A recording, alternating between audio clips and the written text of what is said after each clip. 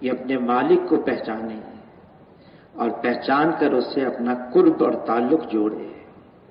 اللہ کے ساتھ جس نے اپنا تعلق مضبوط جوڑ لیا،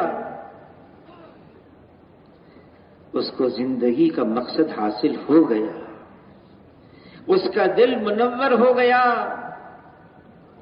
اس کا دل نورانی بن گیا، اس کے دل میں اللہ کی محبت آ گئی، اللہ کے اسماء الحسنی اس کے دل میں نقش ہو گئے، اور یہ ان اسماء کی حفاظت کرنے لگا، یہ خود اللہ کی صفات کا مظہر بن گیا۔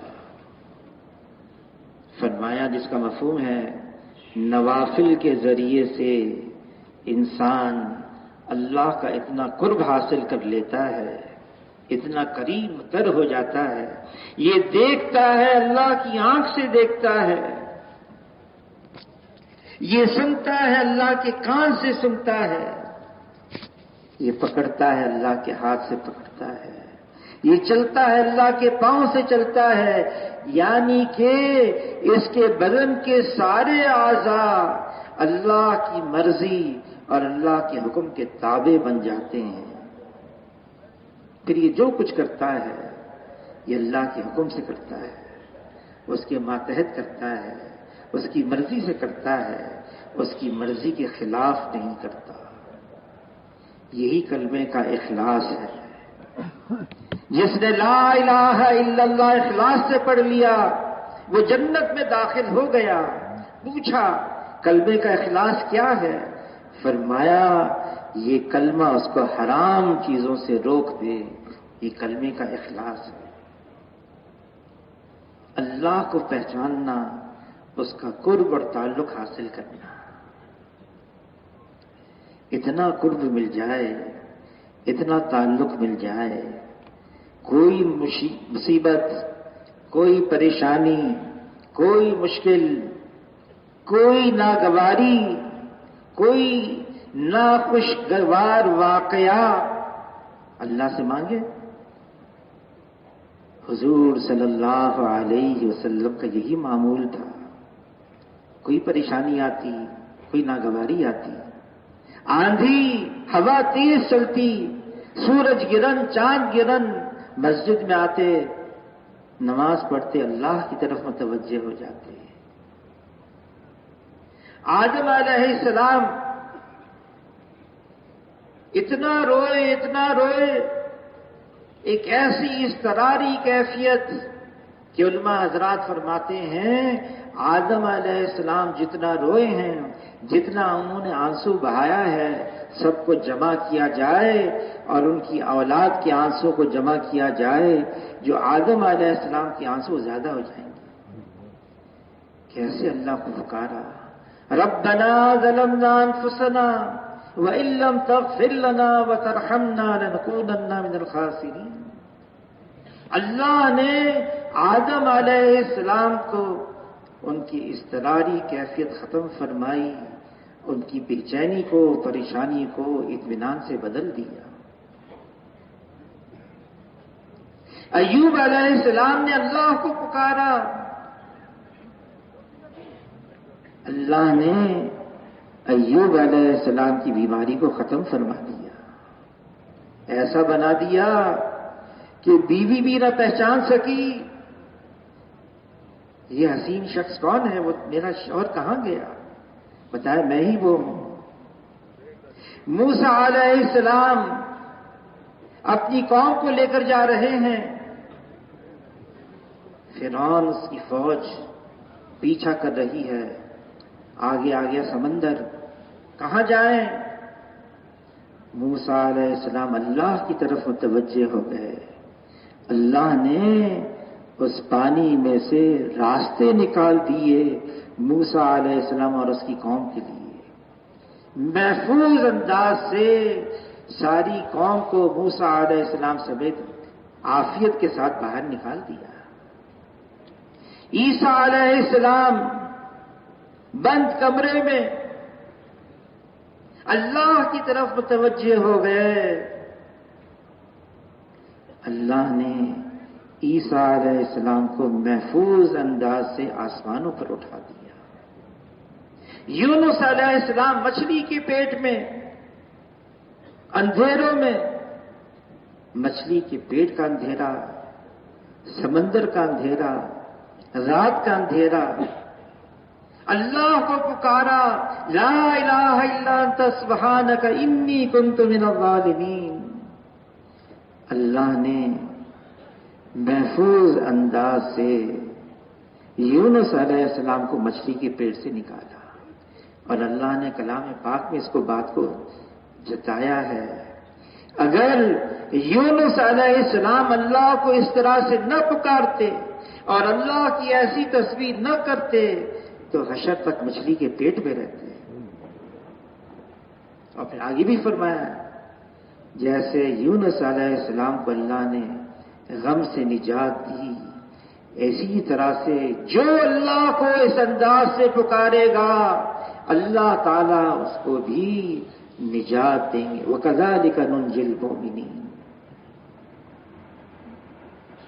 جناب رسول اللہ صلی اللہ علیہ وسلم ایک درخت کے نیچے آرام کر رہے ہیں، اپنی تلوار کو اتار کے درخت کی ٹہنی سے لگا لیا. مخالف آ گیا، دشمن آ گیا، خاموشی سے حضور صلی اللہ علیہ وسلم کی تلوار اتاری، جناب رسول اللہ صلی اللہ علیہ وسلم کو جگایا. حضور صلی اللہ علیہ وسلم دیکھے آدمی نیند سے جاگے، دیکھا کہ دشمن ہے اور میری تلوار اس کے ہاتھ میں، اور وہ یوں کہہ رہا ہے کون بچائے گا. جناب رسول اللہ صلی اللہ علیہ وسلم بڑے اطمینان سے فرمائے اللہ. ہاتھ سے تلوار گر گئی. حضور صلی اللہ علیہ وسلم کی اپنی تلوار تھی، اپنی تھی. تبلیغی بیانات آفیشل آن یوٹیوب، فیس بک. وسلم نے اپنے 23 سالہ نبوت والی زندگی میں زیادہ وقت گزارا ہے مکہ مکرمہ میں، 13 سال. حالانکہ علماء حضرات فرماتے ہیں تقریباً سارے احکامات تو مدینہ منورہ میں آئے. 10 سال مدینہ منورہ میں، اور اس سے پہلے 13 سال مکہ مکرمہ میں. مکہ مکرمہ میں کیا ہو رہا تھا؟ عمر رضی اللہ تعالیٰ عنہ فرماتے ہیں ہم لا الہ الا اللہ کی حقیقت کو اپنے اندر اتار رہے تھے. لا الہ الا اللہ ہم نے پڑھ تو لیا ہے، لیکن یہ واقعی دل میں آ گیا ہے، یہ دل کی آواز بن گیا ہے، یہ حقیقت بن کے دل میں اتر گیا ہے. ایمان کے بول، ایمان کے الفاظ یہ بہت اہم ہیں، بہت قیمتی ہیں، بہت ضروری ہیں، لیکن ایمان کے الفاظ صرف الفاظ ہوتے ہیں. مولانا یوسف خان دہلوی رحمۃ اللہ علیہ فرماتے تھے الفاظ تو حقیقت کی طرف اشارہ کرتے ہیں، حقیقت کچھ اور ہوتی ہے. اس حقیقت کو حاصل کرنے کے لیے محنت، جہد، قربانی، کوشش، اللہ کی طرف سے آزمائشیں پرکھیں گے، اللہ تعالیٰ جانچیں گے، دیکھیں گے یہ لا الہ الا اللہ میں سچا کون ہے اور لا الہ الا اللہ میں سچا کون نہیں ہے. اللہ نے پچھلی قوموں کو بھی آزمایا ہے، اس قوم کو بھی، اس امت کو بھی آزمائیں گے. لا الہ الا اللہ 13 سال مکہ مکرمہ میں. ایمان کی حقیقت کیسے مل گئی؟ صحابہ کرام رضوان اللہ علیہم اجمعین کو علی رضی اللہ تعالیٰ عنہ فرماتے ہیں اگر میرے اور اللہ کے درمیان کے پردوں کو ہٹا دیا جائے تو میرے ایمان میں ذرے برابر کا اضافہ نہ ہو. میں تو اب بھی ایسا ہوں جیسے ان آنکھوں سے اللہ کو دیکھ رہا. اور واقعی ایسا ہو گیا تھا. ایمان کی حقیقت مل گئی تھی کہ اللہ تعالیٰ خود تعریف بیان کریں اپنے کلام پاک میں. اور ہم سے اللہ تعالیٰ یہ مطالبہ کریں ایسا ایمان لے آؤ جیسے وہ لے کر آئے تھے۔ صحابی نے عرض کیا، اے اللہ کے رسول، میں نے آج کی صبح ایمان کی حقیقت کے ساتھ کی ہے۔ فرمایا کیا دلیل ہے؟ یہ جو تم کہہ رہے ہو آج کی صبح ایمان کی حقیقت کے ساتھ کی ہے، کیا دلیل ہے؟ عرض کیا، اے اللہ کے رسول، میرا یہ حال بن گیا ہے، میں دن میں روزے کی حالت میں ہوتا ہوں، رات کو اپنے بستر سے جدا قیام کی حالت میں اللہ کے سامنے کھڑا رہتا ہوں۔ میں ان آنکھوں سے جہنم کو، جہنم والوں کو ایک دوسرے کو لان تان کرتے ہوئے دیکھ رہا ہوں۔ میں ان آنکھوں سے جنت کو، جنت والوں کو ایک دوسرے کو سلام کرتے ہوئے دیکھ رہا ہوں۔ گویا کہ اللہ کا عرش میری نگاہوں کے سامنے ہے۔ حضور صلی اللہ علیہ وسلم نے فرمایا، اس کا مفہوم ہے، حارثہ تم وہ ہو جس کا دل اللہ نے ایمان کے نور کے ساتھ منور کر دیا، اس کی حفاظت کرنا۔ ایمان کی حقیقت۔ عرض کیا، اے اللہ کے رسول، میرے ایمان کی یہ حالت بن گئی ہے کہ مونڈھوں پر بیٹھے ہوئے نامہ اعمال لکھنے والے کرامن کاتبین، ان کے قلم کے لکھنے کی آواز کو میں اپنے کانوں سے سن رہا ہوں۔ وہ تو ایمان والوں سے ایمان پھیلتا ہے۔ فرمایا مولانا یوسف کاندھیلوی رحمۃ اللہ علیہ نے کہ کال سے کال پھیلتا ہے، حال سے حال پھیلتا ہے۔ صرف الفاظ ہیں، ٹھیک ہے، بہت اہم ہیں، بہت ضروری ہیں، لیکن ایمان کے الفاظ سے تو ایمان پھیلے گا، ایمان کے الفاظ پھیلیں گے، وہ تو حال بن جائے، حقیقت بن جائے۔ جلتے ہوئے انگارے ہوں اور ان کے ساتھ کچھ بجھے ہوئے انگاروں کو رکھ دیا جائے، تھوڑی دیر میں وہ بھی جلتے ہوئے انگارے بن جاتے ہیں۔ حضور صلی اللہ علیہ وسلم نے ایمان کا وہ معیار قائم کیا۔ ایک صحابی نے عرض کیا، اے اللہ کے رسول، میرا گزر ہوا بدر کے میدان سے، میں نے عجیب حال دیکھا۔ میں نے دیکھا ایک شخص ہے زنجیروں میں جکڑا ہوا ہے، اور ایک دوسرا ہے اس کے ہاتھ میں گرز ہے۔ جو زنجیروں میں جکڑا ہوا ہے اس نے مجھے آواز دی، اے عبداللہ۔ میں حیران، کہ اس نے مجھے کیسے پہچانا؟ اس نے میرا نام لے کر کہا۔ پھر خیال ہوا شاید اس وجہ سے اس نے کہہ دیا، اے اللہ کے بندے۔ اور کیا کہا اس نے؟ التش التش، پیاس لگی ہے، پیاس لگی ہے۔ پھر میں نے دیکھا کہ جس کے ہاتھ میں گرز تھا زور سے مارا، اور وہ جو زنجیروں میں جکڑا ہوا تھا وہ ایسا زمین میں دھنسا کے غائب ہو گیا۔ تھوڑی دیر میں پھر نمودار ہوا، پھر اس نے یہ کہا، پیاس لگی ہے، پیاس لگی ہے۔ پھر اس کے ساتھ یہ معاملہ ہوا۔ جناب رسول اللہ صلی اللہ علیہ وسلم نے پوچھا کہ تم نے اپنی آنکھوں سے یہ سارا منظر دیکھا ہے؟ عرض کیا، اے اللہ کے رسول، یہ منظر میری آنکھوں کے سامنے ہوتا رہا۔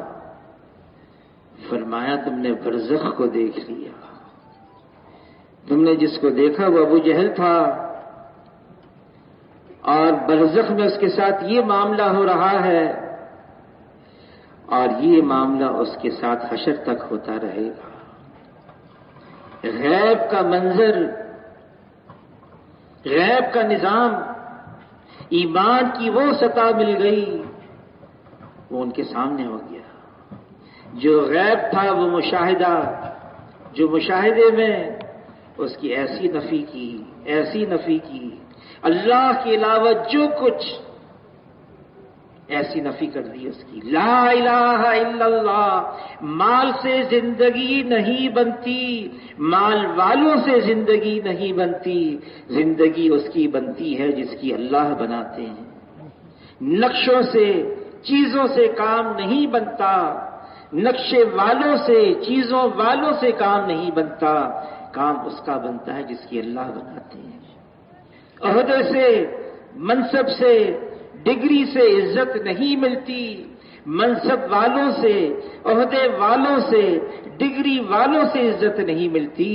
عزت اس کو ملتی ہے جس کو اللہ دیتے ہیں. اللہ دینے پر آئے کوئی روک نہیں سکتا، اللہ بنانے پر آئے کوئی بگاڑ نہیں سکتا، اور اگر اللہ ہی روک دیں پھر کوئی نہیں ہے جو دے سکتا ہے، اور اگر اللہ ہی بگاڑ دیں پھر کوئی نہیں ہے جو بنا سکتا ہے. اللہ نے ہمیں اس دنیا میں اس لیے بھیجا ہے ہم اللہ کو پہچانیں جیسے اللہ ہیں. جس نے اللہ کو پہچان لیا جیسے اللہ ہیں، پھر وہ اللہ کو چھوڑ کر کہیں اور نہیں جائے گا. فَفِرُّوا إِلَى اللَّهِ. دوڑو، بھاگو، رخ ہو صرف اللہ کی طرف، اللہ کے غیر کی طرف نہیں، اللہ کے علاوہ کی طرف نہیں. اللہ نے ہمیں ایسا بنایا ہے، پھر ہمارے اندر ایک دل رکھا ہے. جناب رسول اللہ صلی اللہ علیہ وسلم فرماتے ہیں انسان کے جسم کے اندر ایک گوشت کا لوتھڑا ہے، یہ صحیح ہو گیا سارا بدن صحیح ہے، یہ بگڑ گیا سارا بدن بگڑا ہوا ہے. یہ گوشت کا لوتھڑا انسان کا دل ہے. یہ دل انسان کا، یہ اللہ کی تجلی گاہ ہے. اس کو اللہ نے اپنے لیے مختص کیا ہوا ہے. اس دل میں اگر کچھ اور چیزیں آ گئیں، اللہ کا غیر آ گیا، مال، نقشے، چیزیں، دنیا کی بڑائی، یہ دل ناپاک ہو گیا. اگر دل ناپاک ہے تو یہ دل تو اللہ کی جگہ ہے. یہ زمین اللہ کو نہیں سما سکتی، یہ آسمان اللہ کو نہیں سما سکتا. مومن کا دل ہے یہ اللہ کو سما سکتا ہے. لیکن کون سے دل میں؟ اللہ کے اندر کوئی کمی نہیں، اللہ میں کوئی کجی نہیں، اللہ میں کوئی خامی نہیں.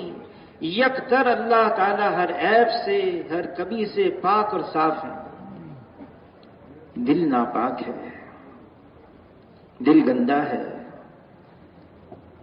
دل میں فاسد مادہ آ گیا، غلط یقین بھر گیا. اب اس دل میں اللہ نہیں ہوں گے، اور اگر دل میں اللہ نہیں ہے تو اللہ کی معرفت کیا ملے گی؟ ہم کیسے اللہ کو پہچانیں گے؟ یہ ہماری زندگی کا عنوان اللہ ہے. لا الہ الا اللہ، لا مقصود الا اللہ، لا الہ الا اللہ، لا مطلوب الا اللہ. مقصود اور مطلوب ایک اللہ ہے. جس نے اللہ کو پا لیا اس نے سب کچھ پا لیا، اور جس نے اللہ کو کھو دیا اس نے سب کچھ کھو دیا. اللہ کو پانا ہماری زندگی کا مقصد ہے، اور اللہ کو پانا کوئی مشکل کام نہیں ہے. اللہ تو شیرد سے بھی قریب ہیں، اور بڑے قدردان ہیں. جو صرف اللہ کا نام لیتا ہے کبھی محروم نہیں رہتا. جو مجمع میں اللہ کا نام لیتا ہے، اللہ فرشتوں کے مجمع میں اس کا نام لیتے ہیں. کوئی چپ کے دل میں اللہ کا نام لیتا ہے، پھر اللہ بھی چپ کے اس کا نام لیتے ہیں. جو اللہ کا ہے پھر اللہ اس کے. اللہ نے کائنات کو بنایا، یہ زمین اور آسمان کو بنایا. کیسے بنایا؟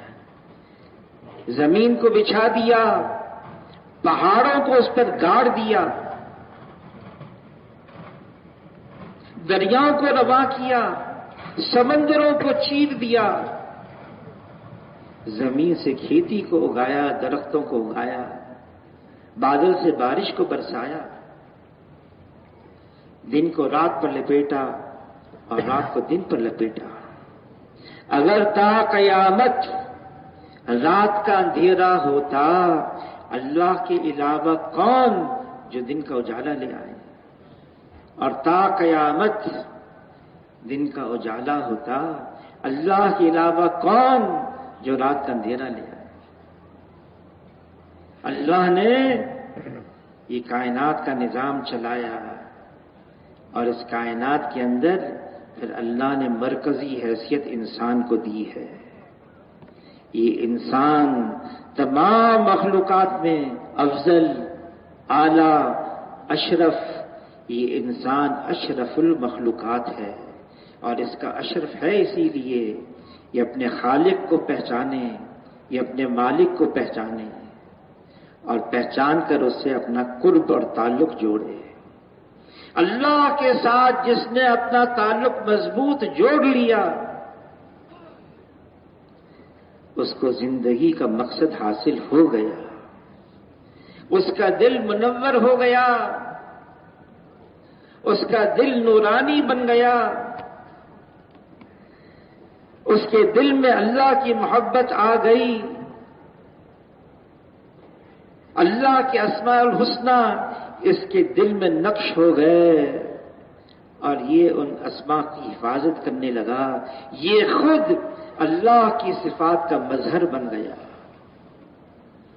فرمایا جس کا مفہوم ہے نوافل کے ذریعے سے انسان اللہ کا اتنا قرب حاصل کر لیتا ہے، اتنا قریب تر ہو جاتا ہے، یہ دیکھتا ہے، اللہ کی آنکھ سے دیکھتا ہے،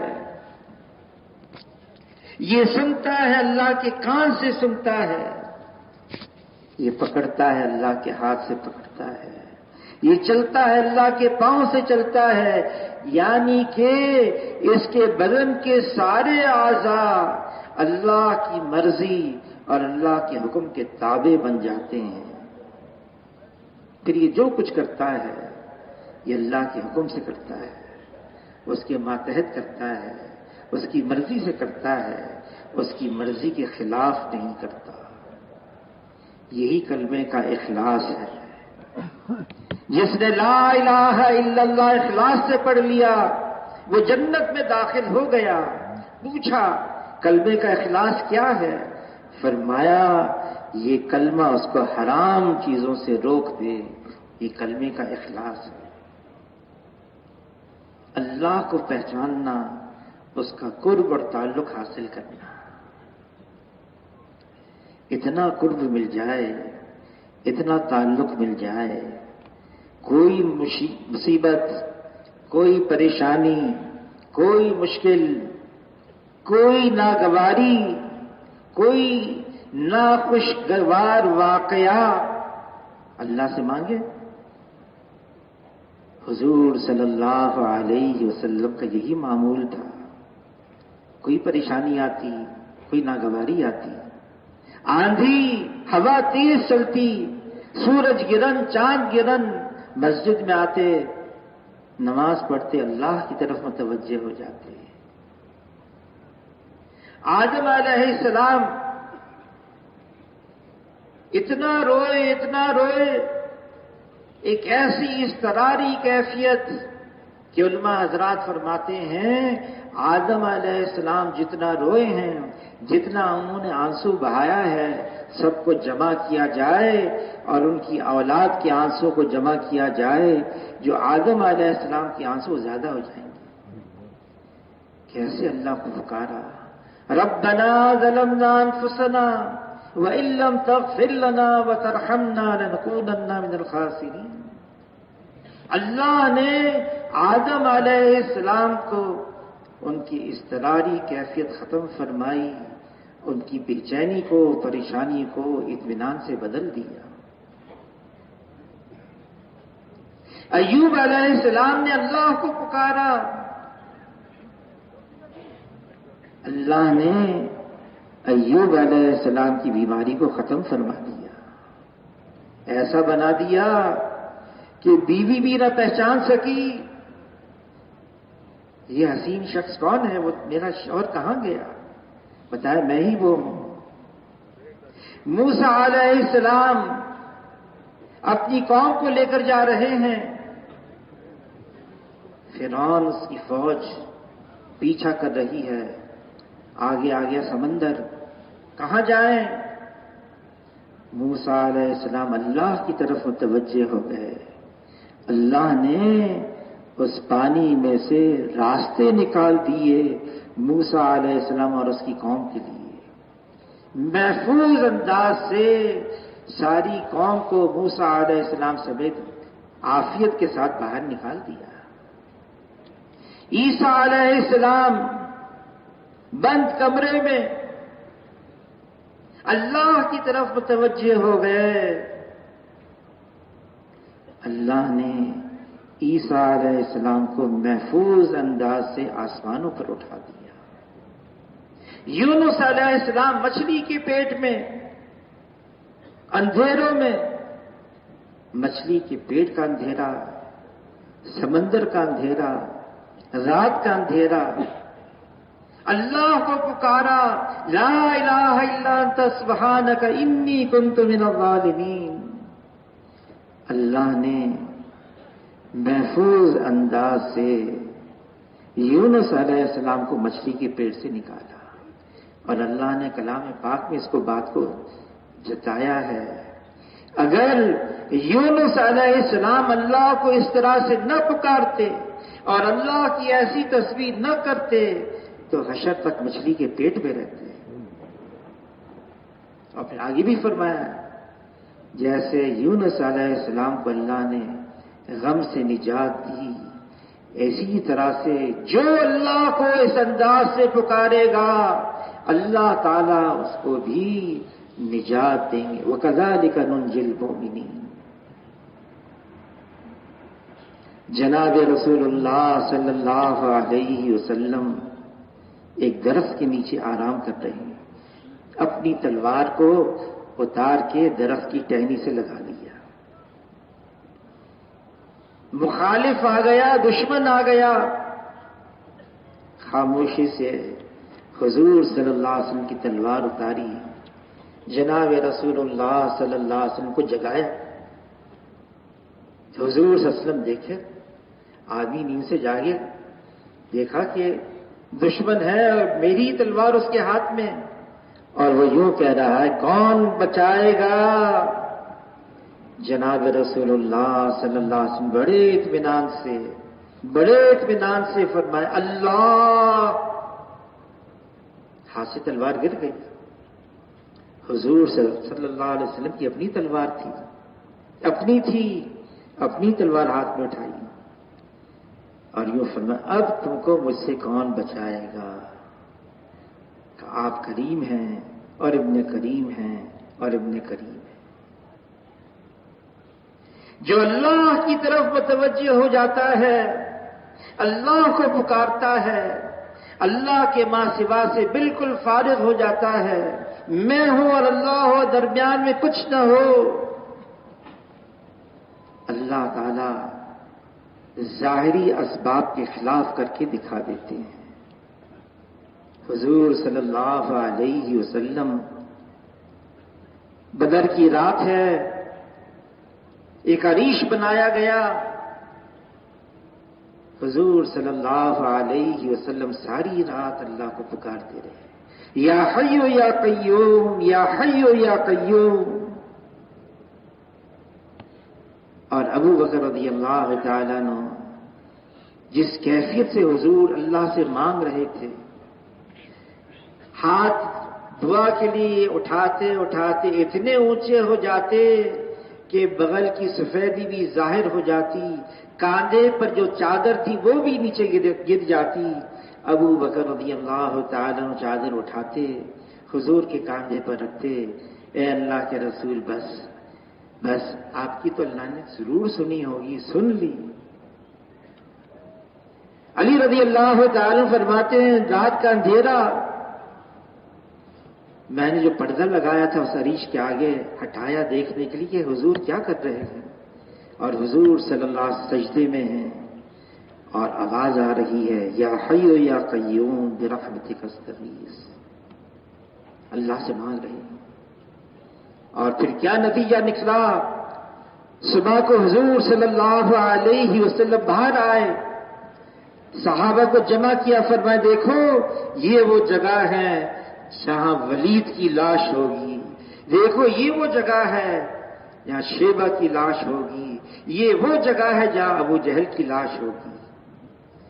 صحابہ کرام حیران، نہ ہتھیار ہمارے پاس، نہ سواریاں ہمارے پاس، تعداد بھی ان کی بہت زیادہ، یقین لیکن جیسے حضور فرما رہے ہیں ایسے ہی ہوگا۔ اور صحابہ فرماتے ہیں ہم پہچاننے لگے تھے یہ انسان کی وار سے گیا ہے یا فرشتوں کی وار سے گیا ہے، ہم پہچاننے لگے تھے۔ اللہ کے ساتھ اتنا قرب، اتنا تعلق ہے، اور کوئی مشکل کام نہیں ہے۔ رائے گنج کے اندر شورا والے تفقد کرتے ہیں، ممالک میں جو جاتے ہیں، حاجی صاحب، حاجی عبدالوہاب صاحب فرمانے لگے تم یہ پوچھتے ہو 3 چلے کب لگائے، پھر 3 چلے لگانے کے بعد کوئی چلے کا ناغہ تو نہیں ہوا، پھر یہ بھی پوچھتے ہو روزانہ وقت دیتے ہو، ہر مہینے 3 دن لگاتے ہو، ہفتے میں گشت بھی کرتے ہو، یہ بھی پوچھا کرو کہ اللہ کے ساتھ اتنا تعلق ہو گیا، کوئی مشکل، کوئی پریشانی، کوئی ناگواری، کوئی ایسی حالت آئے اور تم اللہ سے مانگو اور اللہ تمہاری اس پریشانی کو دور کر دے، یہاں تک بھی پہنچ گئے کہ نہیں، یہ بھی پوچھا کرو۔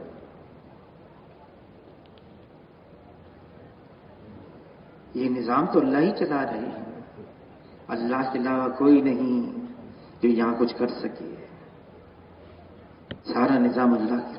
ہاں کچھ ہوتے ہیں ایسے، فرعون کیا کہا، انا ربکم الاعلی، میں سب سے بڑا رب ہوں، کیا ہوا؟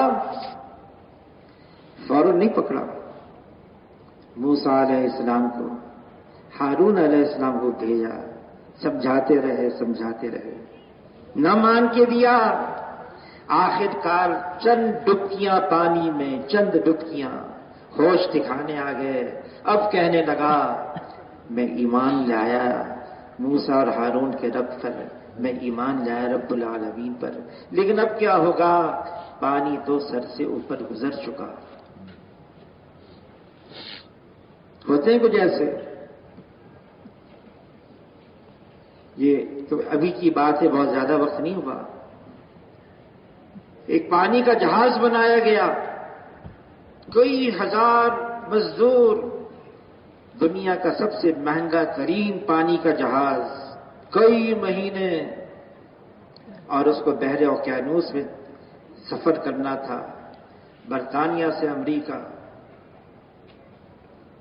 اس جہاز کے مالک سے پوچھا کتنا محفوظ ہے تمہارا یہ پانی کا جہاز؟ معاذ اللہ کہنے لگا اب تو خدا بھی اس کو ڈبو نہیں سکتا۔ پہلا سفر کیا ہوا؟ 20 سمندر میں ایک برف کا تودا آیا، ٹکر ماری، وہ جہاز ڈوبنے لگا۔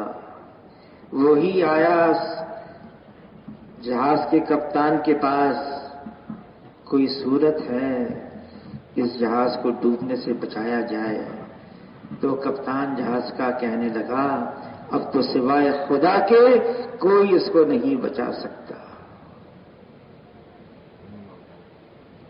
اللہ کے ساتھ کوئی مقابلہ کرے، وہ اللہ جو کائنات کا خالق اور مالک ہے، وہ اللہ جو سب کو دے رہا ہے، دیتا ہے، سب کا داتا ہے، سب کا پالنہار ہے، سب کا حاجت روا ہے، سب کا مشکل کشا ہے۔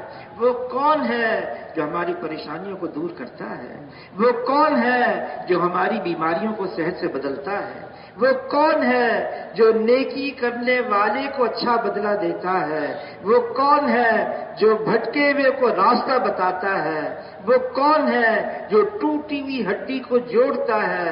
وہ کون ہے جو توبہ کرنے والے کی توبہ قبول کرتا ہے وہ صرف ایک اللہ ہے. اس کے ساتھ تو اپنا رشتہ مضبوط کرنا ہے، اپنا تعلق بہت زیادہ مضبوط کرنا ہے، کیونکہ اللہ کے علاوہ کوئی نہیں جو ہماری پریشانی کو دور کرے. اور اللہ کی طرف سے آزمائشیں آتی ہیں. مولانا الیاس صاحب رحمۃ اللہ علیہ کے ملفوظات میں ہیں، پھسوڑے آتے ہیں دہش کے دہانے کھلوانے کے لیے. اللہ تعالیٰ کلام پاک میں فرما رہے ہیں ان مع العسر یسرا، ان مع العسر یسرا. تنگی کے بعد آسانی ہے، تنگی کے بعد آسانی ہے. آتے ہیں، ناگواریاں آتی ہیں. فرمایا ایک صحابی نے ہم نے خیروں کی خیر کو ناگواری میں پایا ہے، خیروں کی خیر. اور یہ ناگواری آتی ہے، اللہ دینا چاہتے ہیں. آدمی پریشانی، مشکل، مایوسی، نا امیدی، یہ باتیں اللہ کو پسند نہیں ہیں. اللہ تعالیٰ کلام پاک میں فرما رہے ہیں لا تقنطوا من رحمت اللہ. اللہ کی رحمت سے مایوس مت ہو، نا امید مت ہو. ایک قوم پر اس لیے اللہ کا عذاب آ گیا، اللہ کی رحمت سے مایوس ہو گئی تھی، نا امید ہو گئی تھی. علی رضی اللہ تعالیٰ عنہ فرماتے ہیں اچھے وقت کا انتظار کرنا یہ بہترین عبادتوں میں سے ایک عبادت ہے. اچھا وقت ضرور آئے گا، آ رہا ہے. ہاں یہ امت، اس کے لیے اللہ نے امتحانات رکھے ہیں، آزمائشیں رکھی ہیں، مشکلات رکھی ہیں. کیوں رکھی ہیں؟ یہ امت تو آئی ہے سب سے آخر میں اور سب سے پہلے جنت میں جائے گی.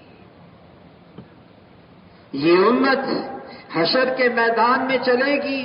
سابقہ امتیں اس امت کو دیکھ کر پوچھیں گی یہ کون لوگ ہیں؟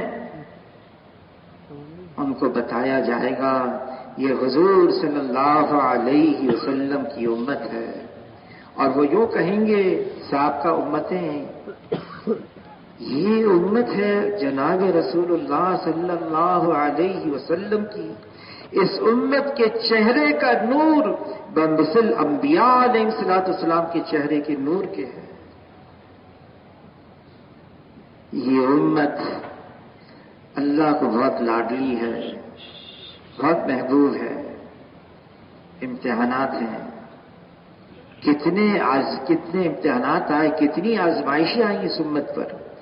شیخ الحدیث مولانا زکریا صاحب رحمۃ اللہ نے لکھا ہے جو آزمائشیں، جو امتحانات اس امت کے لیے آئے، اگر ان میں سے صرف ایک کسی سابقہ امت پر آ جاتی وہ امت تو ختم تھی. یہ تو اللہ نے ان تمام مشکلات سے، امتحانات سے، آزمائشوں سے اس امت کو نکالا ہے.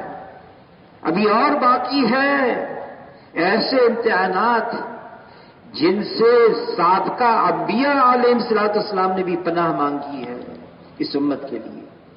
جیسے فتنہ دجال ہے، فتنہ یاجوج اور ماجوج ہے، فتنہ دابۃ الارض ہے، سب اس امت کے لیے.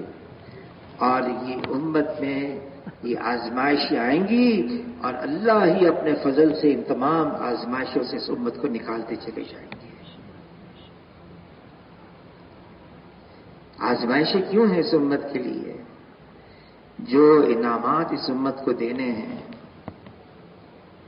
فرمایا حشر کے میدان میں دنیا میں ناگواریاں، پریشانیاں، مشکلات، آزمائشیں جس نے صحیح ہوں گی، صبر کیا ہوگا، حشر کے میدان میں اس کو بلایا جائے گا، یاد دلایا جائے گا یہ پریشانی آئی، تم نے صبر کیا، اس کا یہ بدلہ ہے. یہ آزمائش آئی، یہ امتحان آیا دنیا میں، تم نے صبر کیا، اس کا بدلہ یہ ہے. یہ تمنا کرنے لگے گا کاش دنیا کے اندر اس سے زیادہ آزمائشیں آتی ہیں، تمنا کرنے لگے گا کہ آخرت میں یہ بدلہ مل رہا ہے۔ مانگنا تو ہمیشہ اللہ سے عافیت چاہیے۔ ایمان کے بعد جو سب سے بڑی دولت ہے وہ عافیت کی ہے، آسانی کی ہے، سہولت کی ہے، سلامتی کی ہے۔ مانگنا ہمیشہ یہ چاہیے، لیکن کیا کریں، راستہ ہے جناب رسول اللہ صلی اللہ علیہ وسلم کا۔ ایک صحابی نے عشاء کی نماز کے بعد حضور صلی اللہ علیہ وسلم کے سامنے مٹھی بھر کھجوریں رکھی، پوچھا یہ کیا ہے؟ عرض کیا اے اللہ کے رسول، میں نے فجر کی نماز آپ کے پیچھے پڑھی، میں نے اندازہ لگا لیا آپ پر فاقے ہیں، آپ پر بہت تندرستی ہے، میں نے اندازہ لگا لیا دن بھر میں نے مزدوری کی ہے، مزدوری میں مٹھی بھر کھجوریں میں نے کمائی ہیں آپ کے لیے۔ حضور نے پوچھا تم کو مجھ سے بہت محبت ہے؟ عرض کیا اے اللہ کے رسول مجھے آپ سے بڑی محبت ہے۔ اس پر کیا فرمایا؟ فرمایا پھر مصائب کے لیے تیار ہو جاؤ۔ ایک نے عرض کیا اے اللہ کے رسول قیامت کب آئے گی؟ پوچھا کیا تیاری کر رکھی ہے جو انتظار ہے؟ عرض کیا اے اللہ کے رسول بہت سارے اعمال تو نہیں ہیں، لیکن اللہ اور اللہ کے رسول کی محبت ہے۔ فرمایا جو اللہ اور اللہ کے رسول سے محبت کرتا ہے مصائب اس پر ایسے آتے ہیں جیسے ڈھلان میں سے پانی آتا ہے، لیکن حشر کے میدان میں وہ انہی کے ساتھ اٹھے گا جن کے ساتھ محبت ہے۔ مشکلات آتی ہیں، آئیں گی، اور یہ ہم خود سوچیں مشکلات بڑی ہیں یا اللہ بڑے ہیں؟ یہ مشکلات کیا ہیں اللہ کے سامنے؟ یہ امتحانات کیا ہیں اللہ کے سامنے؟ اور اللہ کے دینے کا انداز یہی ہے، اللہ دینا چاہتے ہیں۔ جناب رسول اللہ صلی اللہ علیہ وسلم سید ولد آدم ہیں، سید الاولین ہیں، سید الآخرین ہیں، امام الانبیاء ہیں، رحمت للعالمین ہیں، لیکن دنیا میں کس طرح سے زندگی گزاری، بے سر و سامانی حضور صلی اللہ علیہ وسلم کا سامان تھا، قسمہ پرسی حضور صلی اللہ علیہ وسلم کا سرمایہ تھا، فقر اور فاقہ حضور صلی اللہ علیہ وسلم کا فخر تھا۔ اگر چاہتے جناب رسول اللہ صلی اللہ علیہ وسلم اگر چاہتے زمین اور آسمان کے خزانوں کی چابیاں قدموں میں، قبول نہیں کیا، آخرت کو ترجیح دی۔ جبرائیل علیہ السلام تشریف لائے، عرض کی اے اللہ کے رسول آپ چاہیں آپ کو ملک النبیہ بنا دیا جائے، نبوت کے ساتھ بادشاہت دی جائے، یا آپ چاہیں آپ کو عبد النبیہ بنا دیا جائے، نبوت کے ساتھ بندگی، دونوں میں اختیار ہے۔ حضور صلی اللہ علیہ وسلم نے جبرائیل علیہ السلام کی طرف دیکھا کہ جبرائیل علیہ السلام حضور کے مشیر تھے۔ جبرائیل علیہ السلام نے ہاتھ سے نیچے کی طرف اشارہ کیا، حضور صلی اللہ علیہ وسلم نے عبد النبیہ کو پسند کیا۔ جبرائیل علیہ السلام تشریف لائے، اے اللہ کے رسول آپ چاہیں آپ کے لیے مکے کے پہاڑ کو سونے کا بنا دیا جائے، جہاں آپ چلیں یہ سونے کا پہاڑ آپ کے ساتھ چلے۔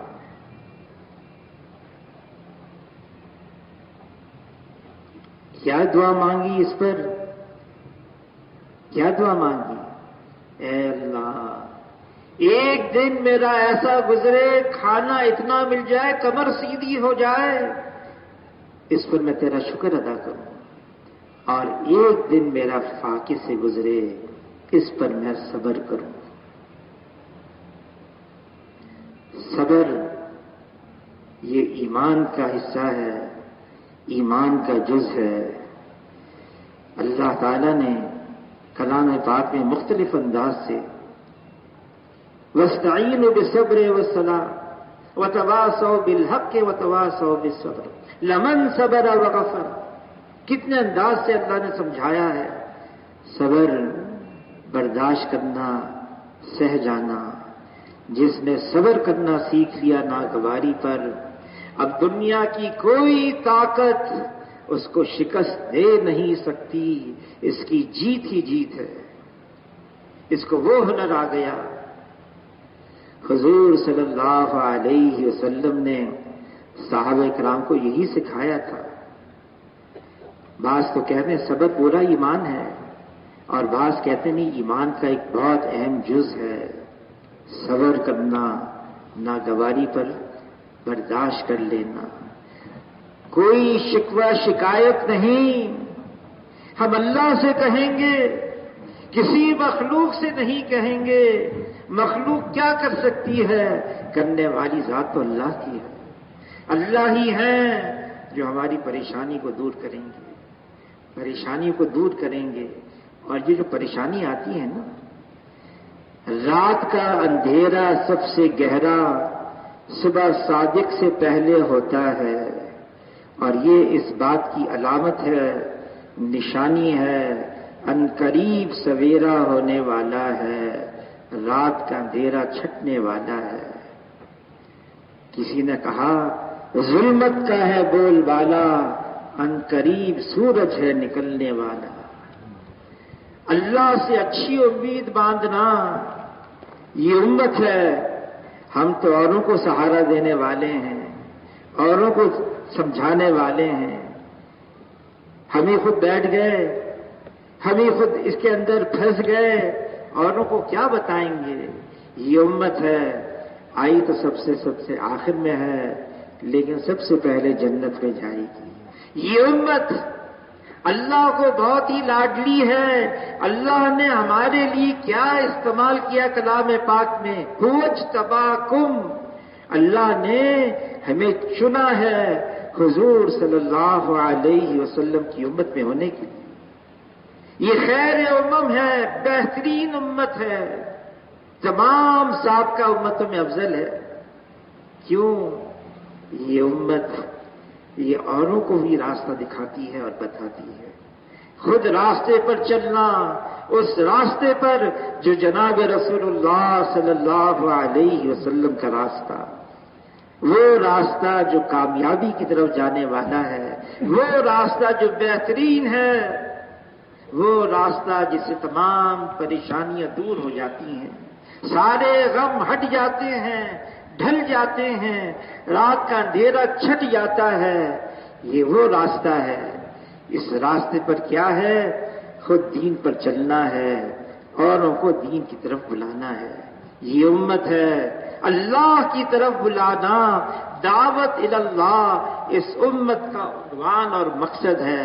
قل ھذہ سبیلی ادعو الی اللہ، اے محمد صلی اللہ علیہ وسلم آپ کہہ دیجئے یہ ہے میرا راستہ، اللہ کی طرف بلانا، اللہ کے دین کی طرف بلانا، اللہ کے احکامات کی طرف بلانا۔ میرا بھی یہ راستہ ہے، جو میرے متبع ہیں، میرے پیچھے چلنے والے ہیں، میری امت ہیں، ان کا بھی یہی راستہ ہے۔ دین پر چلنا، یہ دین ضمانت دیتا ہے دنیا کی کامیابی کا بھی اور آخرت کی کامیابی کا بھی۔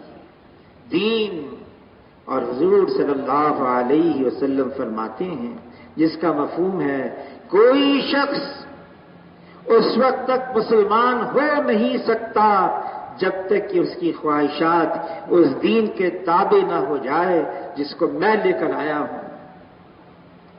دین کا مطلب یہ ہے تمام اپنے جذبات کو قربان کرنا، اپنی خواہشات کو مکمل طور سے پورے کے پورے اسلام میں داخل ہو جاؤ، جی چاہے نہ چاہے، دل مانے نہ مانے، چاہے ہمارے تقاضے پورے ہوں ذاتی یا نہ ہوں، ہمیں تو اس دین پر چلنا ہے۔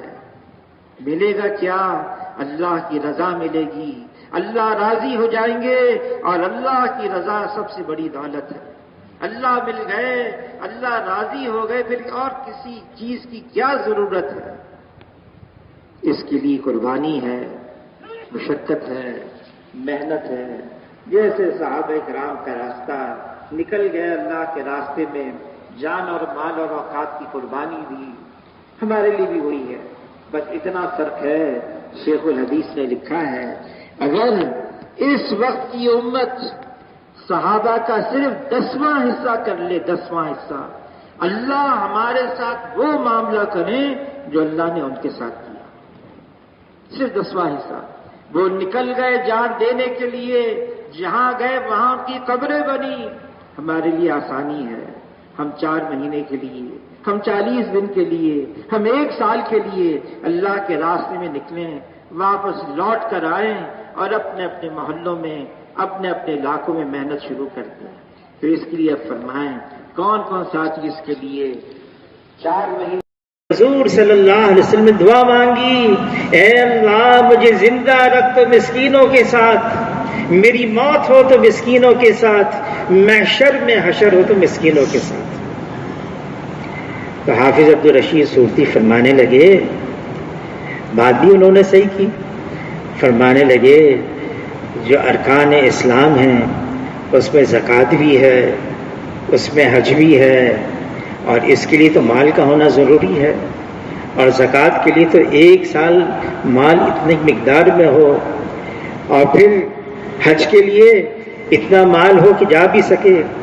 حاجی صاحب فرمانے لگے ہاں بالکل صحیح ہے، ایسا ہی ہے، لیکن اس کے باوجود اس دین کا مزاج غریبی ہے، مسکینی ہے، فقر اور فاقہ ہے، ان ساری چیزوں کے باوجود دین کا مزاج ایسا ہی ہے۔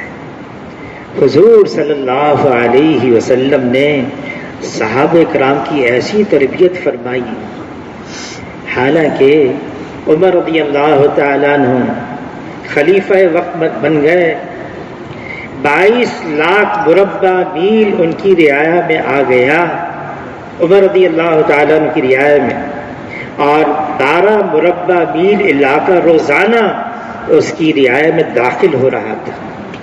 اور مورخین کہتے ہیں یہ رفتار اگر صرف 50 سال تک باقی رہتی، اس زمین کے اوپر صرف اسلام ہوتا اور اس کے علاوہ کوئی اور مذہب نہ ہوتا۔ لیکن عمر رضی اللہ تعالیٰ عنہ جب بیت المقدس فتح کرنے کے لیے جا رہے ہیں، مدینہ منورہ سے نکلے، ملک شام کی طرف، ایک غلام کو ساتھ لیا، ایک اونٹ سواری لی، غلام سے یہ طے کیا کہ کئی ہفتوں کا سفر ہے، یہ باری باری ہم اس اونٹ پر سوار ہوتے رہیں گے، کبھی تمہاری باری آئے گی کبھی میری باری آئے گی۔ طے ہو گیا، کئی ہفتوں کا سفر۔ اگر چاہتے امیر المومنین عمر رضی اللہ تعالیٰ عنہ 2 سواریاں لے لیتے، اگر چاہتے، امت کو ایک پیغام دینا تھا، ایک سواری لی اونٹ بس، اور باری باری یہ سفر طے کرتے رہے۔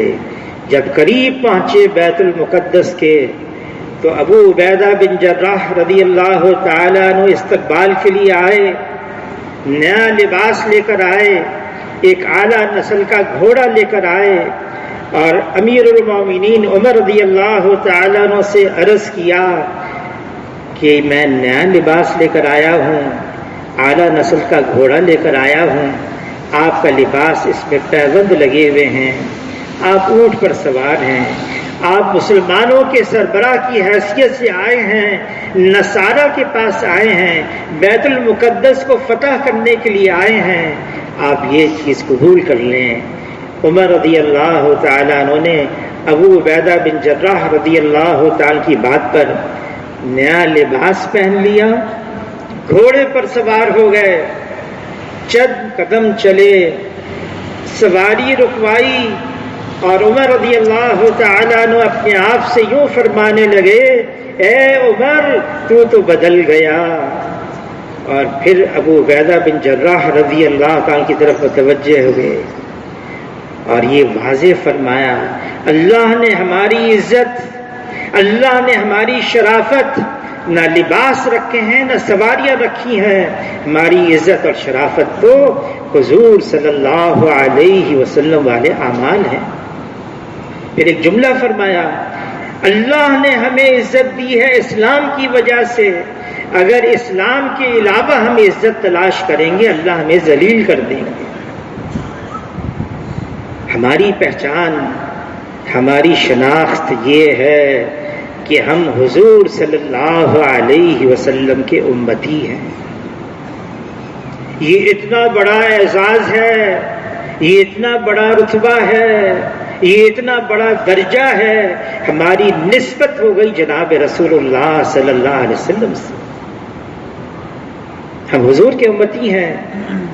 اللہ تعالیٰ نے جو لفظ ہمارے لیے استعمال کیا کلام پاک میں، وَاجْتَبَاكُمْ، اللہ نے تمام انسانوں میں ہماری چھانٹی کی، ہمیں چنا ہے، ہمارا انتخاب کیا ہے، ہم حضور صلی اللہ علیہ وسلم کی امت میں رہیں۔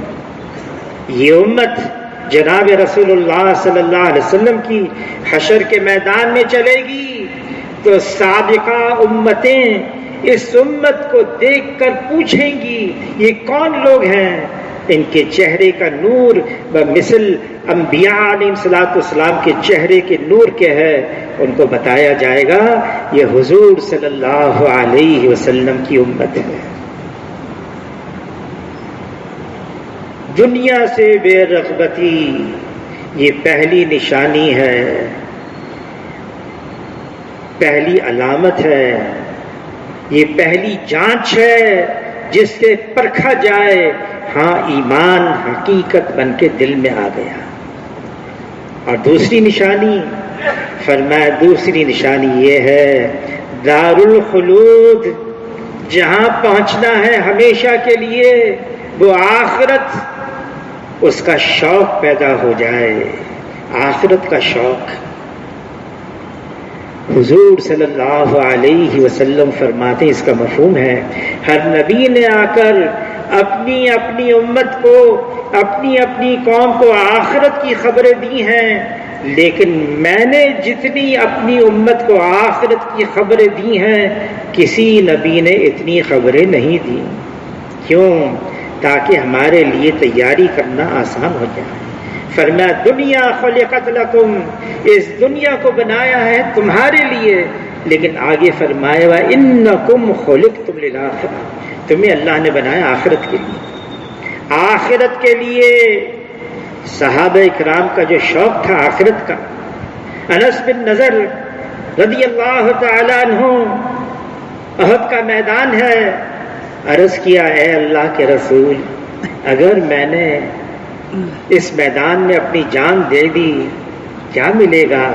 فرمایا تمہارے لیے جنت ہے، بس یہ سننا تھا سواری پر سوار دوڑتے ہوئے مجھے احد کے اس پار جنت کی خوشبو آ رہی ہے، مجھے جنت کی خوشبو آ رہی ہے۔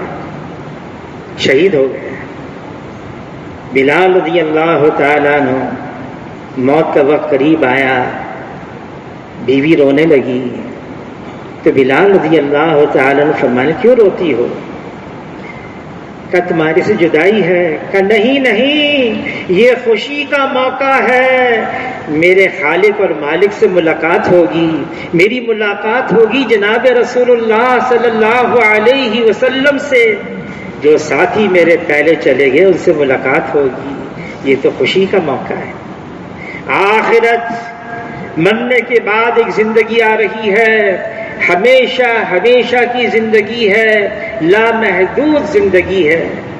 صحابی نے عرض کیا اے اللہ کے رسول قیامت کب آئے گی؟ ایسے جذبے سے پوچھا۔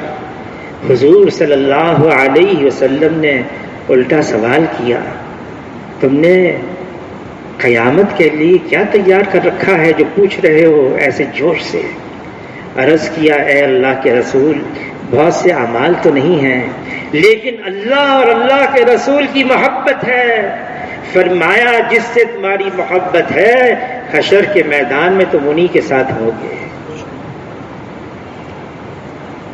قیامت کا انتظار، آخرت کا انتظار، وہ آخرت حشر کا میدان کس وجہ سے؟ اس کی تیاری کی ہوئی تھی، تیاری مکمل۔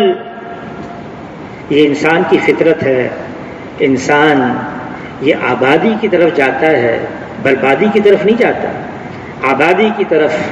انہوں نے اپنی دنیا کو ویران کیا اور آخرت کو آباد کیا۔ ہمارا الٹا ہی مسئلہ ہے، دنیا تو آباد ہے، آخرت ویران ہے۔ کہاں دل چاہے گا جانے کو ویرانگی میں؟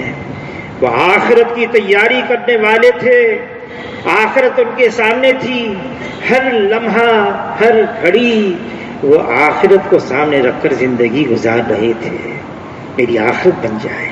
تو فرمایا دوسری علامت یہ ہے، ایمان حقیقت بن کے دل میں آ گیا، آخرت کا شوق پیدا ہو جائے۔ اور تیسری نشانی، تیسری علامت فرمایا موت سے پہلے موت کی تیاری میں آدمی لگا رہے۔ موت سے پہلے وہ موت آ رہی ہے۔ حضور صلی اللہ علیہ وسلم نے فرمایا، جس کا مفہوم ہے، میں اپنے پیچھے 2 واعظ نصیحت کرنے والا چھوڑ کے جا رہا ہوں، 2، ایک بولنے والا ہے، دوسرا خاموش ہے۔ بولنے والا قرآن ہے، خاموش موت کی یاد ہے۔ فرمایا حازم اللذات، لذتوں کو توڑ دینے والی چیز موت کو کثرت سے یاد کیا کرو۔ حضور صلی اللہ علیہ وسلم اس لائن کے ماہر ترین ہیں، فرما رہے عقل مند ہے وہ انسان جو موت کو کثرت سے یاد رکھے، موت سے پہلے موت کی تیاری کر لے۔ فرمایا یہی وہ لوگ ہیں جو دنیا کی عزت اور آخرت کی شرافت کو لے اڑے، یہی وہ لوگ ہیں جو پورے کامیاب ہیں۔ آج دنیا کی مشغولیت، آج دنیا کی مصروفیت، دنیا کا انہماک، اس نے ہمیں بھلا دیا، غافل کر دیا کہ موت بھی آ رہی ہے۔ ہم بھول تو گئے ہیں موت کو، لیکن موت نے ہمیں نہیں بھلایا۔ جب اللہ کی طرف سے مقرر وقت آئے گا، پھر یہ سانس کا ڈورا ٹوٹے گا، یہ دل کا دھڑکنا بند ہوگا، پھر یہ میت ہوگی، کاندھوں پہ اٹھا کر قبرستان لایا جائے گا۔ اللہ کی طرف سے مقرر وقت آئے گا، پھر ایک لمحہ پہلے نہیں، ایک لمحہ بعد میں نہیں، جانا ہوگا۔ موت کا اللہ تعالیٰ فرمانے ذائقہ ہے، ہر جاندار کو موت کا ذائقہ چکھنا ہے۔ علی رضی اللہ تعالیٰ سے پوچھا موت کا کیا ذائقہ ہے؟ علی رضی اللہ تعالیٰ نے فرمایا 300 تلوار کی کاٹ بیک وقت ایک بدن پر، یہ تکلیف کم ہے اور موت کی تکلیف زیادہ ہے۔ عائشہ رضی اللہ تعالیٰ عنہ فرماتی ہیں حضور صلی اللہ علیہ وسلم کا دنیا سے پردہ فرمانے کا وقت قریب آ گیا، پانی کا پیالہ تھا قریب، حضور صلی اللہ علیہ وسلم اپنا ہاتھ مبارک اس پانی کے پیالے میں ڈالتے، چہرے پر ملتے، پھر یوں فرماتے اے اللہ موت کی تکلیف کو آسان فرما دے۔ 2/3 رات گزر جاتی، جناب رسول اللہ صلی اللہ علیہ وسلم مسجد نبوی میں تشریف لاتے، صحابہ کا مجمع کس کے لیے جمع ہوئے مسجد میں رات کو؟ قیام کے لیے، اللہ سے مناجات کے لیے، اللہ کا ذکر کرنے کے لیے، اللہ سے دعائیں مانگنے کے لیے، استغفار کرنے کے لیے صحابہ کا مجمع رات کو مسجد میں۔ حضور صلی اللہ علیہ وسلم سب سے پہلے اعلان فرماتے لوگو اللہ کو یاد کرو، لوگو اللہ کو یاد کرو، قیامت کا زلزلہ اور سور پھونکنے کا وقت آ رہا ہے اور موت اپنی ساری سختی سمیت آ رہی ہے، موت اپنی ساری سختی سمیت آ رہی ہے۔ شیخ الحدیث مولانا زکریا صاحب رحمۃ اللہ علیہ نے فضائل صدقات میں لکھا ہے کہ بنی اسرائیل کے 50 برگزیدہ بندے جمع ہوئے اور یوں سوچنے لگے کسی قبرستان میں جاتے ہیں، دعا مانگتے ہیں، اللہ تعالیٰ کسی قبر والے کا حال کھول دے۔ گئے، اپنے زمانے کے برگزیدہ تھے، بزرگ تھے، اللہ والے تھے، بنی اسرائیل کے تھے، قبرستان میں گئے، دعا مانگی، ایک قبر کا حال کھلا۔ صاحب قبر نے کہا کیا پوچھنا چاہتے ہو؟ میں بتاتا ہوں، 50 سال ہو گئے مرے ہوئے، موت آئے ہوئے 50 سال گزر گئے، موت کی تکلیف اب تک مجھ سے جدا نہیں ہوئی ہے۔ یہ حضرت شیخ نے واقعہ لکھا ہے فضائل صدقات میں۔ حضور صلی اللہ علیہ وسلم فرماتے ہیں جتنا تمہیں موت کے بارے میں پتا ہے نا، اگر جانوروں کو پتہ چل جاتا تمہیں کوئی فربا جانور نہ ملتا ذبح کرنے کے لیے، سب اس غم سے پتلے ہو جاتے، دبلے ہو جاتے۔ وہ موت تو آنے والی ہے، کب آئے گی؟ حضور صلی اللہ علیہ وسلم فرماتے ہیں جس کا مفہوم ہے میں نماز کے اختتام پر ایک طرف سلام پھیروں، مجھے پتا نہیں میں دوسری طرف بھی سلام پھیر سکوں گا یا نہیں پھیر سکوں گا، لقمہ منہ میں لوں یہ حلق سے نیچے اتر جائے گا یا نہیں مجھے نہیں معلوم۔ فرمایا صبح ہو جائے پھر شام کا انتظار نہ کیا کرو، شام ہو جائے پھر صبح کا انتظار نہ کیا کرو، دنیا کے وقت کو اس طرح سے گزار لو۔ تو یہ 3 نشانیاں ہیں، ایمان حقیقت بن کے دل میں اتر گیا، دنیا سے بے رغبتی، آخرت کا شوق اور موت سے پہلے موت کی تیاری۔ ایمان حقیقت بن کے اتر گیا، اس میں کوئی شک نہیں۔ ایمان کے بول بہت قیمتی ہیں، ایمان کے الفاظ بہت ضروری ہیں، ایمان کے بول بہت اہم ہیں۔ الفاظ صرف الفاظ ہوتے ہیں۔ مولانا یوسف کاندھیلوی رحمۃ اللہ علیہ فرمانے لگے الفاظ تو اشارہ کرتے ہیں حقیقت کی طرف، حقیقت کچھ اور ہوتی ہے۔ اس حقیقت کو حاصل کرنے کے لیے محنت، جہد، قربانی۔ مولانا الیاس صاحب رحمۃ اللہ علیہ کے ملفوظات میں ہے میں نے اس کام کا نام تبلیغی جماعت نہیں رکھا، پڑ گیا، اگر مجھے اختیار ہوتا تو میں اس کا نام تحریک ایمان رکھتا۔ یہ تحریک ایمان ہے، مخلوق سے یقین نکل جائے، ایک اللہ پر یقین آ جائے، صرف اور صرف ہماری دین کی بنیاد اللہ پر اعتماد، اللہ پر بھروسہ، اللہ پر توکل، اللہ پر یقین ہے۔ یہ دل صرف اللہ کی طرف متوجہ رہے اور اللہ کے اغیار سے بیزار ہو جائے۔ یہ دل، یہ اللہ کی تجلی گاہ ہے، یہ دل اللہ نے اپنے لیے مختص کیا ہوا ہے۔ یہ دل اگر اللہ کی طرف متوجہ ہو گیا، حضور صلی اللہ علیہ وسلم فرماتے ہیں جس کا مفہوم ہے انسان کے جسم کے اندر ایک گوشت کا لوتھڑا ہے، یہ صحیح ہو گیا سارا بدن صحیح ہے، یہ بگڑ گیا سارا بدن بگڑا ہوا ہے۔ یہ گوشت کا لوتھڑا انسان کا دل ہے۔ اور دل کا بننا کیا ہے؟ دل کا بننا یہ ہے اس میں صرف اللہ ہو اور اللہ کے علاوہ کچھ اور نہ ہو، میں ہوں اور اللہ ہو اور درمیان میں کچھ نہ ہو۔ یہ دل صرف اللہ کی طرف متوجہ رہے، اس دل میں صرف اللہ کا یقین آ جائے۔ اگر دل میں فاسد مادہ آ گیا، مال، نقشے، چیزیں، منصب، عہدہ، دنیا، یہ تو دل ناپاک ہو گیا۔ دل میں فاسد مادہ آ گیا، اللہ میں کوئی کمی نہیں، اللہ میں کوئی کجی نہیں، اللہ میں کوئی خامی نہیں، یکتر اللہ تعالی ہر عیب سے پاک اور صاف ہیں۔ دل ہے ناپاک، اس دل میں اللہ نہیں آئیں گے۔ یہ زمین اللہ کو نہیں سما سکتی، یہ آسمان اللہ کو نہیں سما سکتا۔ مومن کا دل ہے یہ اللہ کو سما سکتا ہے، لیکن کس دل میں ہے؟ جو دل پاک ہوگا، صاف ہوگا، ہر گندگی سے.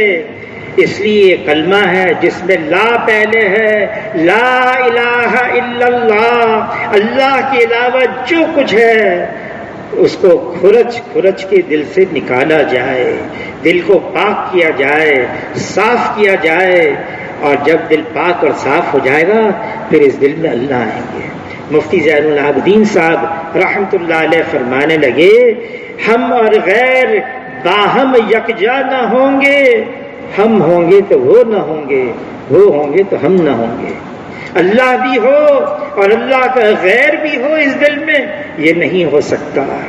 پہلے اللہ کے غیر کو نکالنا ہوگا. مال سے زندگی نہیں بنتی، زندگی اس کی بنتی ہے جس کی اللہ بناتے ہیں. نقشے چیزوں سے کام نہیں بنتا، کام اس کا بنتا ہے جس کی اللہ بناتے ہیں. منصب سے، عہدے سے، ڈگری سے عزت نہیں ملتی، عزت اس کو ملتی ہے جس کو اللہ دیتے ہیں. اللہ بنانے پر آئے کوئی بگاڑ نہیں سکتا، اللہ دینے پر آئے کوئی روک نہیں سکتا. اور اگر اللہ ہی بگاڑ دیں تو پھر کون ہے جو بنا سکتا ہے؟ اگر اللہ ہی روک لے پھر کون ہے جو دے سکتا ہے؟ اللہ کی طرف متوجہ ہو جانا، یکتر ایک دم سے ہر چیز سے فارغ. اس کے لیے 13 سال مکہ مکرمہ میں متواتر محنت ہوتی رہی. ایمان کی وہ سطح مل گئی، ایمان حقیقت بن کے آ گیا. باطل تو ہو حقیقت کے ساتھ، ہمارے پاس صرف الفاظ ہوں نہیں. ایمان اگر حقیقت ہے وہ تو ایمان والوں سے ایمان پھیلتا ہے. فرمایا مولانا یوسف کاندھلوی رحمۃ اللہ علیہ نے، وہ تو قال سے قال پھیلتا ہے، حال سے حال پھیلتا ہے. صرف بول ہیں، صرف الفاظ ہیں، الفاظ پھیلتے رہیں گے. ایمان کی حقیقت ہے، یہ ایمان پھیلتا رہے گا، ایمان پھیلتا رہے گا. جلتے ہوئے انگارے ہوں اور ان کے ساتھ ایسے انگارے رکھ دیے جائیں جو ابھی جلتے ہوئے نہیں ہیں، ان قریب وہ بھی جلتے ہوئے انگارے بن جائیں گے.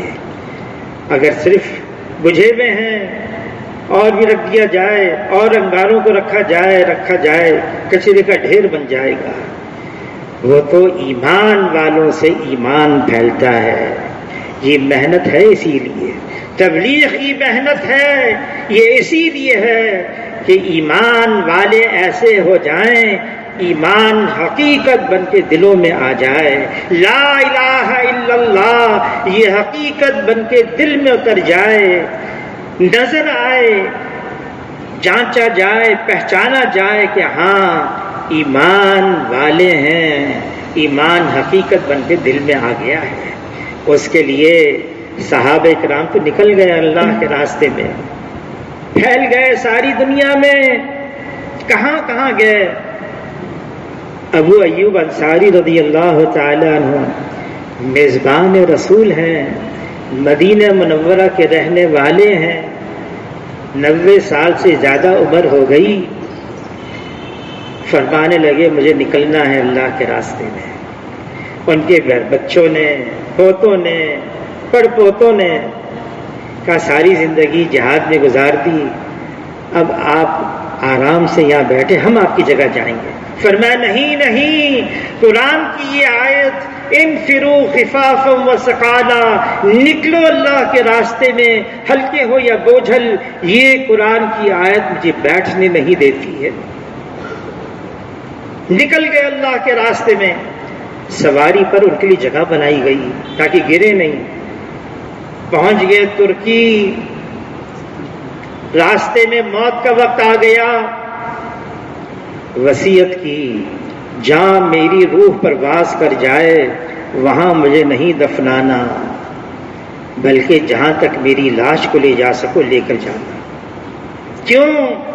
تاکہ حشر کے میدان میں اللہ کے سامنے کہہ سکوں اے اللہ زندہ تھا، تیرے راستے میں پھرتا رہا، مر گیا، میری لاش بھی تیرے راستے میں پھرتی رہی. چند سال پہلے ہم گئے استنبول گئے. اب ساتھیوں نے کہا جب آئے ہیں تو ابو ایوب انصاری رضی اللہ تعالیٰ کی قبر بھی، ان کی بھی زیارت کر لیں۔ ہم فجر کی نماز پڑھ کے نکلے، وہاں پہنچے، دیکھا اتنی لمبی لائن، مردوں کی لائن الگ ہے، مستورات کی لائن اور ہے، اتنی لمبی لائن لگی ہوئی ہے۔ اب سوچ میں پڑ کے کیا کریں، ہم لائن میں لگتے ہیں تو پتہ نہیں کب نمبر آتا ہے۔ تو ہم یہی سوچ رہے تھے، اتنے میں انتظامیہ کے لوگ آئے، پوچھنے لگے آپ کون لوگ ہیں، کہاں سے آئے ہیں؟ کہا ہم پاکستان سے آئے۔ وہ پاکستان کا نام سنتے ہی اچھل گئے، آپ پاکستان کے علماء ہیں، اعلان کیا ساری لائنیں روک دو، مردوں کی بھی مستورات کی بھی۔ ایک آدمی کو بلایا اور اس کے ہاتھ میں چابی تھی، جنگلے کو کھولا اس نے، اور اس صاحب نے کہا آپ اندر چلے جائیں، اندر چلے جائیں۔ کہا آپ بھی یہاں کرنی، میں تو نہیں آؤں گا لیکن آپ لوگ اندر جائیں۔ ہمیں اندر پہنچا دیا۔ ابو ایوب انصاری رضی اللہ تعالی، اور پھر 85 کے اندر ہم چین گئے، ہانگ کانگ کے راستے سے ہم داخل ہوئے گانجو میں۔ مولانا نذر الرحمان صاحب ہمارے ذمہ دار تھے، امیر تھے۔ اب وہاں پر ہم گئے، پہنچے، پتہ چلا یہاں ایک صحابی کی قبر ہے۔ اب وہاں مقامی لوگ نہ ہماری زبان جانے نہ ہم ان کی زبان جانے، اشاروں سے بڑی مشکل سے ان کو سمجھاتے رہے، ان کو کچھ سمجھ میں آیا کچھ نہیں آیا۔ آخر کار ایک صاحب نے، انہوں نے کچھ بات سمجھی اور ہمیں لے کر گئے۔ ایک باغیچہ تھا اور باغیچہ کے ایک کنارے پر ایک تختی لگی ہوئی تھی، اصحابی فی رسول صلی اللہ علیہ وسلم، اور وہاں ایک صحابی کی قبر تھی۔ مولانا احسان صاحب فرمانے لگے، میں نے تحقیق کی یہ کون سے صحابی ہیں؟ پتہ چلا یہ حضور صلی اللہ علیہ وسلم کے زمانے میں ہی، حضور کی زندگی میں ہی یہ نکل گئے سمندر کے راستے میں، چین پہنچے اور وہاں انہوں نے دین کو عام کیا، دین کا پیغام پہنچایا۔ پھر کچھ عرصے کے بعد یہ واپس لوٹے، ہندوستان کی کسی بندرگاہ پر لنگر انداز ہوئے، وہاں خبر پہنچی کہ حضور صلی اللہ علیہ وسلم دنیا سے پردہ فرما گئے۔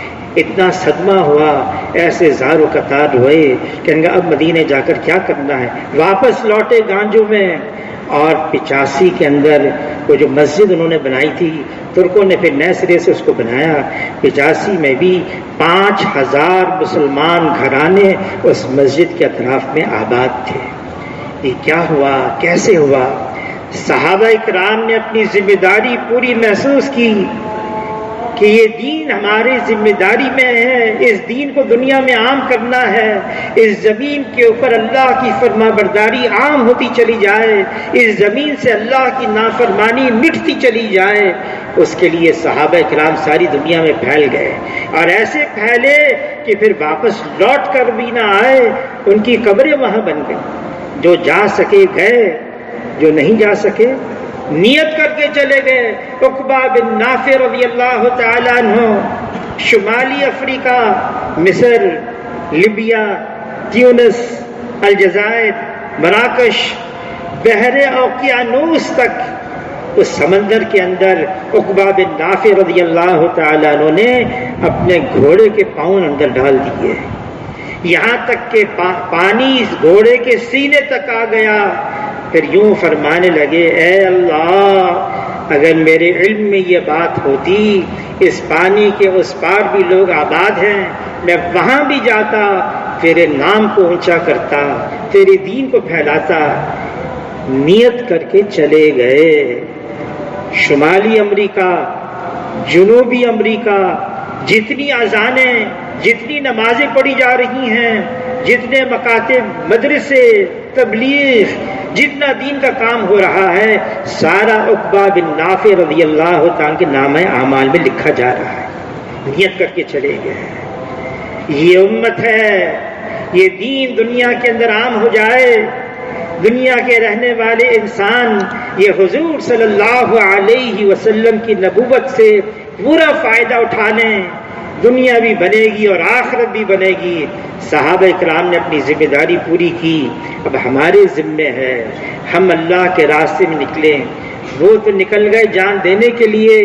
شیخ الحدیث مولانا زکریا صاحب رحمۃ اللہ علیہ نے لکھا ہے، اگر اس وقت ہم صحابہ اکرام کا صرف 10واں حصہ کر لیں، صرف 10واں حصہ، اللہ تعالی ہمارے ساتھ وہ معاملہ کریں جو اللہ نے صحابہ کرام کے ساتھ کیا. صرف 10واں حصہ کر لیں، صحابہ ان کی نقل اتار لیں.